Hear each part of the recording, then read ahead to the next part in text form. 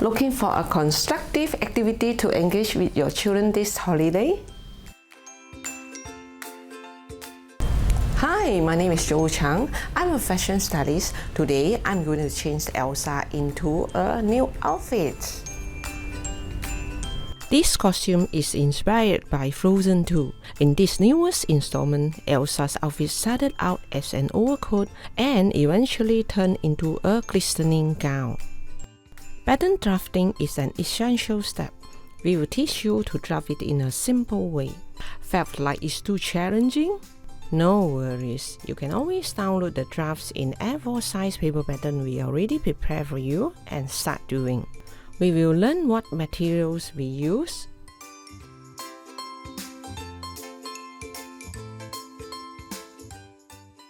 cutting materials are made easy now.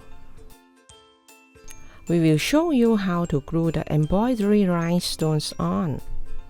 This is the Snowflakes front slit skirt.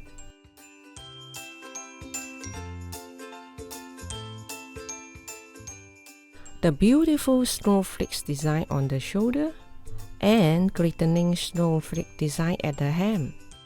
Here is our beautiful snow queen. Now, let's get to work.